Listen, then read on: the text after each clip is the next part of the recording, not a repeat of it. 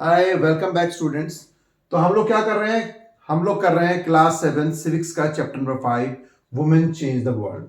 So in this chapter earlier we have studied that how the women have improved their position in the society by getting education and with the help of books, articles and different support mechanism which they have already created. The women have created some support mechanism their self for their faction in the society. तो औरतों ने, women ने अपने लिए खुद जगह बनाई है सोसाइटी में। लेकिन लास्ट वीडियो में फिर हमने ये भी देखा कि कंपैरेटिवली आज भी अगर हम लिटरेसी रेट देखें तो वुमेन जो हैं वो मर्दों से या पुरुषों से अभी भी पीछे हैं। उनके क्या कारण है वो हमने लास्ट वीडियो में पढ़ लिए थे।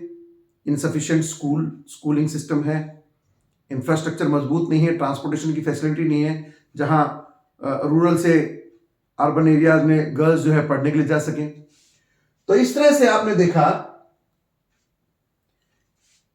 कि बहुत स्ट्रगल करना पड़ता है वुमेन को। अब वुमेन को अपनी पोजीशन को इंप्रूव करने के लिए वो कौन कौन से तरीके अपनाने पड़ते हैं, किन तरीकों से वुमेन जो है वुमेन मूवमेंट्स को चलाती है, फेमिनिस्ट मूवमेंट को चलाती है।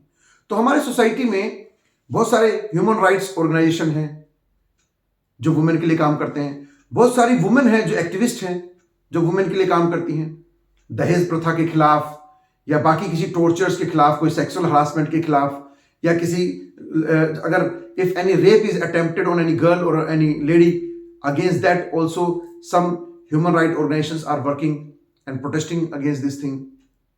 Similarly, some women activists are also conducting seminars and so many things are being done. So let us in this video, let us read how these movements are carried out by the women. तो देखिए मेरा question है, how women's position is improved. आज जो women की हालत में सुधार हुआ है और औरतें भी स्पोर्ट्स में भी काफ़ी डेवलप हो रही हैं और पार्टिसिपेट कर रही हैं, बड़ी बड़ी कंपनियों में सीईओज हैं और एजुकेशन भी में भी उन्होंने बहुत कुछ अचीव कर लिया है। बड़ी बड़ी पोजीशन को गर्ल्स जो है आज होल्ड करती हैं।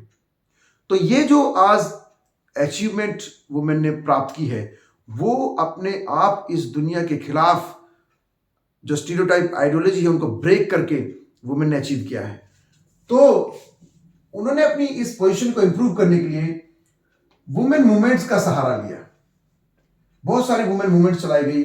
हालांकि कुछ आदमी भी हैं, मैनी पीपल, मैनी मैन, बहुत सारे मर्दों ने भी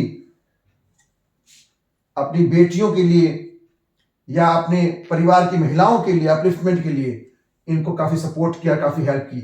इनकी मदद से ही आज वुमेन की इंप्रूवमेंट या ये पोजीशन जो है अटेन हो पाई है।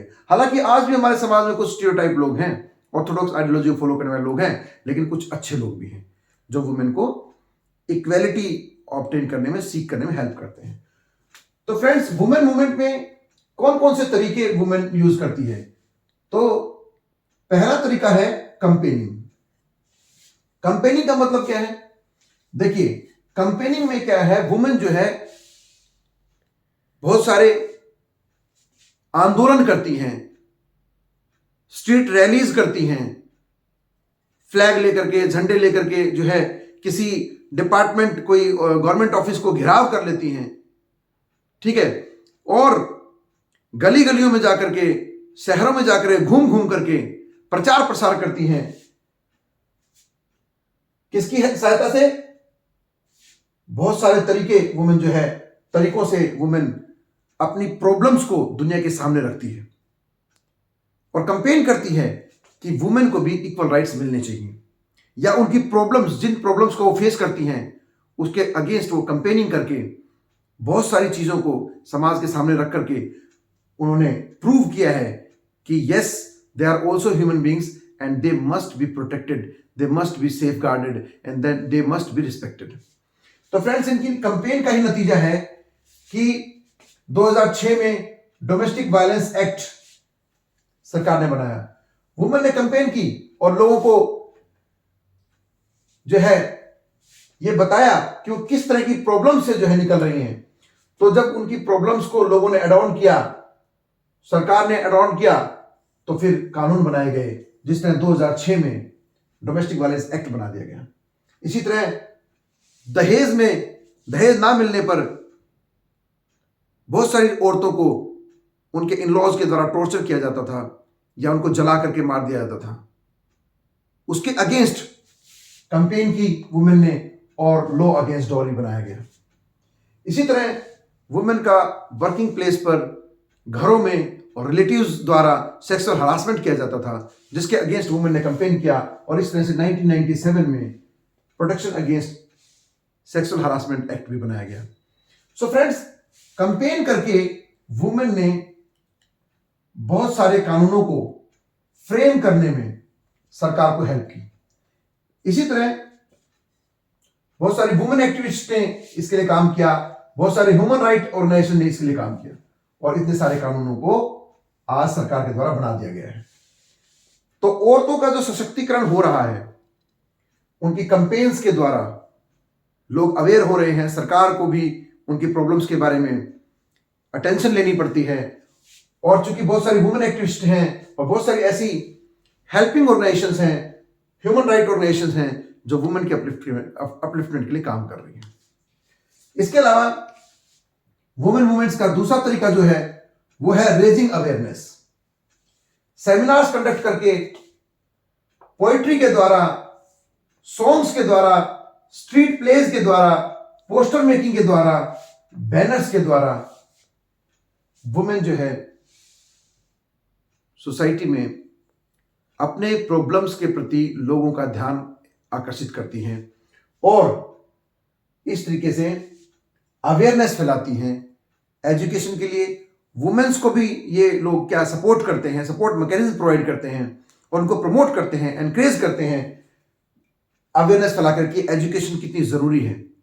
जैसे हम दो हमारे दो, बेटी बचाओ बेटी पढ़ाओ, इस तरह के जो ये अभियान चलाए जाते हैं, आंदोलन चलाए जाते हैं पब्लिक के बीच में अवेयरनेस फैलाने के लिए, उससे माँ बाप को जागरूक करने के लिए, समाज को जागरूक करने के लिए, ये भी बहुत ही इंपॉर्टेंट रोल प्ले करते हैं वुमेन की पोजीशन को इंप्रूव करने में।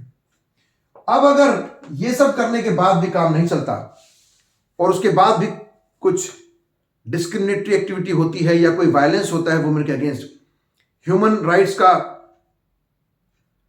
एक्सप्लॉयटेशन होता है, वायलेशन होता है किसी लॉ का, किसी एक्ट का, तो फिर एक और तरीका है प्रोटेस्ट।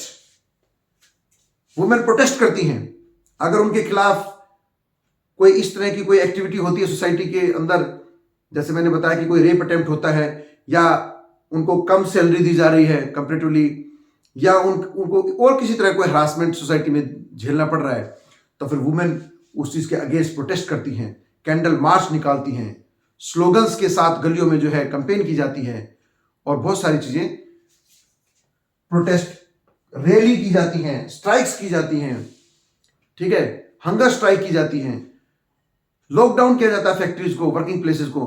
तो इस तरह से अपनी आवाज़ को उठाने के लिए वुमेन फिर प्रोटेस्ट भी करती हैं और इस तरीके से ये भी एक तरीका है जो वुमेन मूवमेंट में वुमेन को सशक्तिकरण देता है, एम्पावरमेंट देता है।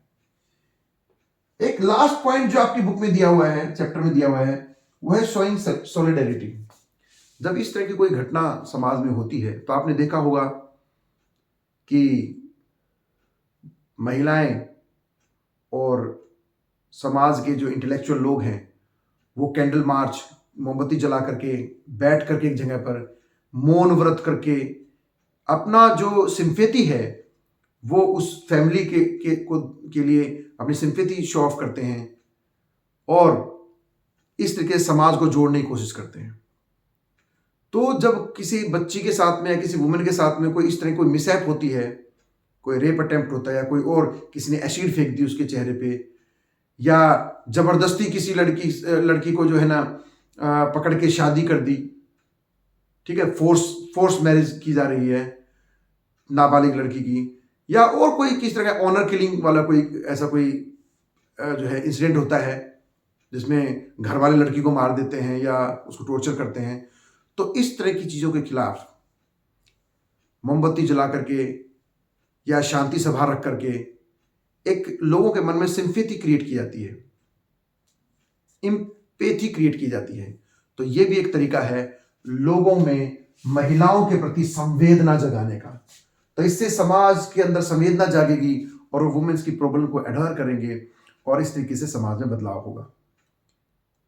सो फ्रेंड्स, एजुकेशन ने तो लोगों लड़कियों की और वुमेन की कंडीशन को इंप्रूव किया है और लोगों की सोच को बदला है, लेकिन ये वुमेन मूवमेंट भी बहुत ही इंपॉर्टेंट रोल प्ले करती हैं वुमेन की कंडीशन को इंप्रूव करने के लिए।